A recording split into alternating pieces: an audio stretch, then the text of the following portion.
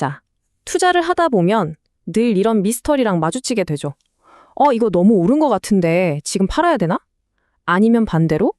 와, 이제 진짜 바닥인가? 지금 사야 하나? 바로 이 고민이요. 그래서 오늘은 시장이 너무 뜨거운 건지 아니면 아주 차갑게 식어버린 건지 그 온도를 잴 수 있는 몇 가지 결정적인 단서들을 우리가 함께 한번 추적해 볼 겁니다. 맞아요. 바로 이 질문. 이게 모든 투자자가 정말 풀고 싶어하는 영원한 숙제잖아요. 솔직히 말해서요, 꼭대기랑 바닥을 정확하게 딱 맞춘다? 이건 거의 불가능에 가깝습니다. 하지만 시장이 지금 좀 위험할 정도로 과열됐는데? 혹은 반대로 이거 기회 아니야? 너무 침체됐는데? 이런 신호들을 포착할 단서들은 분명히 있거든요. 오늘 우리 시장 탐정이 돼서 그 단서들을 하나씩 파헤쳐 보시죠. 네, 우리가 풀어야 할 미스터리의 핵심은 바로 이겁니다. 시장 타이밍에 대한 불안감. 제일 비쌀 때 사서 제일 쌀 때 파는 그런 실수 우리 모두 피하고 싶잖아요? 이 불안감을 해결하기 위한 첫 번째 단서들 지금부터 한번 찾아보겠습니다. 자, 모든 수사의 기본은 뭐죠? 바로 객관적인 증거 확보입니다. 시장에서는 차트 데이터가 바로 그 역할을 하죠. 지금부터 우리가 볼 몇 가지 기술적 지표들은요, 마치 범죄 현장에 남겨진 명백한 지문처럼 시장의 상태를 아주 정확하게 알려주는 증거가 될 겁니다. 첫 번째 단서, 바로 RSI, 상대 강도 지수입니다. 이름은 좀 복잡해 보이지만 원리는 아주 간단해요. 지금 시장의 힘이 사는 쪽으로 확 쏠려 있는지 아니면 파는 쪽으로 확 쏠려 있는지를 보여주는 일종의 힘겨루기 게이지라고 생각하시면 제일 쉽습니다. 이 게이지에서 우리가 딱 주목해야 할 숫자가 바로 70과 30입니다. 게이지가 70을 넘어간다? 그럼 이건 과매수 상태, 즉 너무 많이 샀다는 뜻이에요. 살 사람이 너무 많아서 에너지가 거의 다 떨어져 간다는 신호로 보는 거죠. 반대로 30 아래로 뚝 떨어지면 과매도, 즉 너무 많이 팔았다는 뜻이고요. 팔 사람은 이제 거의 다 팔았으니까 곧 반등할 에너지가 생길 수 있다는 아주 중요한 단서가 됩니다. 자, 두 번째 단서는 볼린저 밴드입니다. 이건 고속도로 양옆에 있는 가드레일을 생각하시면 이해가 정말 빨라요.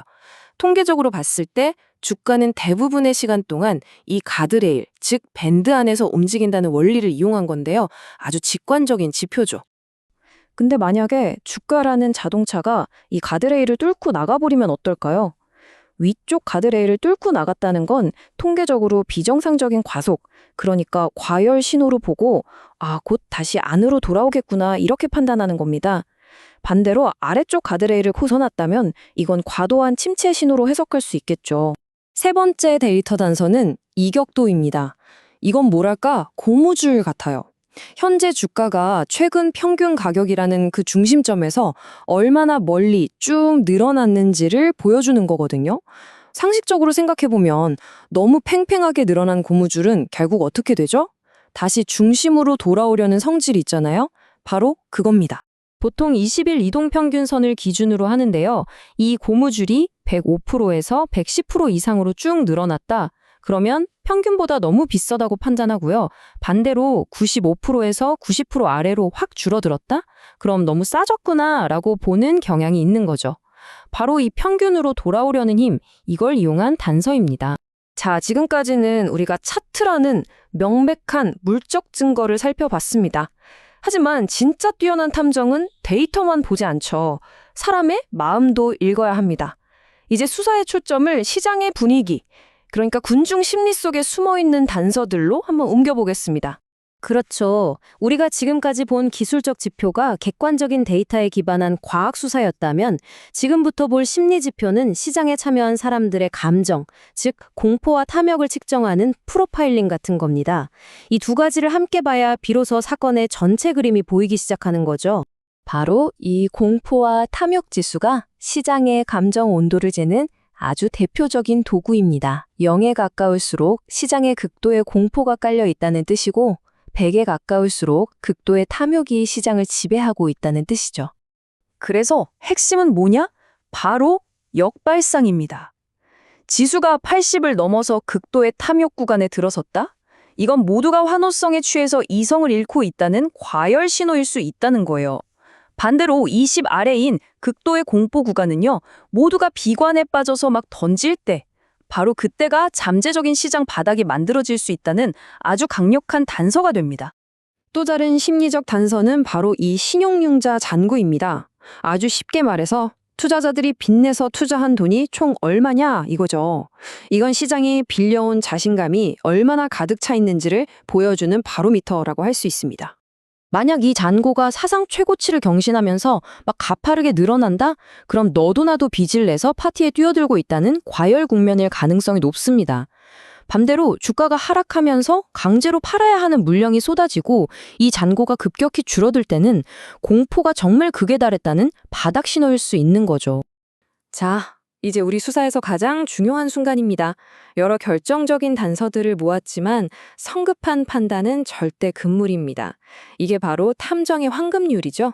단 하나의 단서만 보고 아, 범인은 너다 이렇게 지목해선 절대로 안 됩니다. 이 점은 정말 꼭 기억하셔야 해요. 우리가 지금까지 살펴본 이 모든 지표들, 이게 완벽한 정답이 아닙니다. 그저 가능성을 보여주는 지도일 뿐이에요. 지도를 100% 맹신해서는 안 되겠죠? 왜 그럴까요? 첫째, 아주 강한 상승 추세 앞에서는 과열 신호가 계속 떠도 그걸 무시하고 한참을 더 오르기도 하거든요. 둘째, 갑자기 터지는 큰 뉴스는 모든 기술적 지표를 한순간에 그냥 무용지물로 만들어 버릴 수도 있습니다. 그래서 세 번째, 가장 중요한 규칙, 절대로 하나의 단서에만 의존하지 말고 여러 단서들이 같은 방향을 가리키는지 반드시 교차 확인, 즉 크로스 체크를 해야 합니다. 자, 이제 모든 단서들을 다 모았으니 최종 판결을 내릴 시간입니다. 어떻게 하면 이 증거들을 잘 조합해서 가장 합리적인 추론, 다시 말해 현명한 판단을 내릴 수 있을까요? 그 과정은 바로 이 세 단계로 요약할 수 있습니다. 1단계, RSI나 볼린저 밴드 같은 데이터 단서, 즉 물적 증거를 수집합니다. 2단계, 공포와 탐욕 지수 같은 심리적 증거, 즉 정황 증거를 분석하죠. 그리고 마지막 3단계, 이 두 종류의 증거들이 공통적으로 과열 혹은 침체라는 같은 결론을 가리키는 그 교집합을 찾아서 최종 판단을 내리는 겁니다. 결국 이 모든 기술적인 분석을 관통하는 최고의 격언이 아닐까 싶습니다. 주변의 모든 사람들이 주식 이야기로 환호성을 지를 때가 가장 위험한 과열 신호이고, 반대로 아무도 주식에 관심을 안 두고 여기저기서 비명만 들릴 때가 진짜 기회일 수 있다는 것. 어쩌면 최고의 지표는 복잡한 차트가 아니라 바로 우리 주변의 대화 속에 있는지도 모르겠습니다.